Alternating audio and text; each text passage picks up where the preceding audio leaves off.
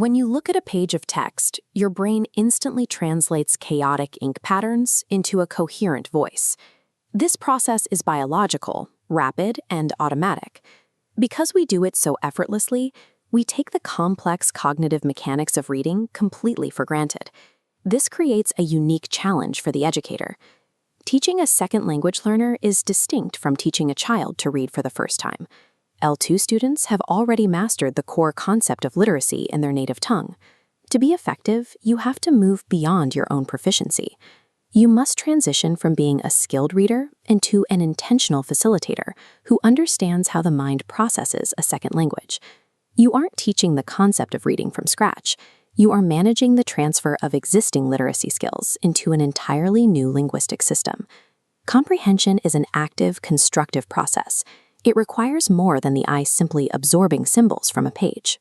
This diagram defines the act of reading as the precise intersection of four cognitive and material elements. Note the relationship between the text and the reader. Meaning is only generated when the reader's background knowledge integrates with the printed data on the page. Then we have fluency and strategies. Fluency is the ability to maintain an appropriate reading rate alongside adequate comprehension, while strategies are the tools readers use to navigate difficulties. Successful reading happens only at the central point, where all four of these sources overlap. To help students reach that overlap, we have to evaluate the historical models of instruction that have shaped our classrooms. The first school of thought is the bottom-up model of cognitive processing. This graphic maps out a linear progression of decoding.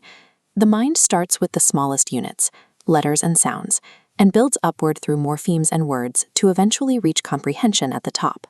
In the classroom, this leads to intensive reading techniques.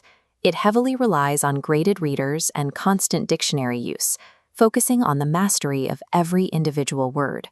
This mechanical focus can fail the learner. It creates word callers, students who can decode and pronounce text perfectly, but lack any understanding of what they have just read. Strict bottom-up processing consumes the entire cognitive budget on micro-level decoding, leaving no processing power for the actual meaning of the text. The inevitable response to those decoding failures was the top-down model. This approach reverses the direction of information. In top-down processing, the reader begins with their own background knowledge. They make predictions about the content and merely scan the text to confirm those assumptions. This theory supports whole language pedagogy. It prioritizes extensive reading and student-centered choices, emphasizing thematic meaning over word recognition. For L2 learners, this creates a different risk. Relying purely on context leads to guessing. Students miss critical academic details and fail to acquire the precise vocabulary necessary for rigorous reading. This approach prioritizes the thematic forest, but can leave a second language learner blind to the individual grammatical trees. Modern L2 theory resolves these contradictions with the interactive model. As shown in this diamond-shaped framework, reading is a simultaneous synthesis. Effective comprehension requires using top-down context and bottom-up decoding at the same time. The brain integrates multiple knowledge sources concurrently. Classroom instruction must follow suit. Teachers must balance intensive reading for skill building with extensive reading for fluency practice. This model describes how the brain reads, but it requires a concrete sequence to put into practice. The active framework is the bridge that translates this interactive theory into 6 classroom steps. It begins with A, activate prior knowledge. Educators must exploit a reader's existing experience or correct misconceptions before they begin, ensuring their background knowledge doesn't block the text's meaning. Tools like this anticipation guide trigger top-down processing. By asking students to respond to statements before they read, the teacher primes their cognitive pathways. Step 2 is C, cultivate vocabulary. This means explicitly teaching essential terms, while also training students in the strategy of guessing meaning from context. Word webs allow students to map these relationships visually. This builds the intensive reading skills needed to handle unfamiliar academic vocabulary. These pre-reading steps ensure the student's cognitive architecture is ready to process the text effectively. Step 3 is T, teach for comprehension. This is a critical shift in how we use classroom time. Many teachers spend the majority of a lesson testing comprehension through post-reading quizzes.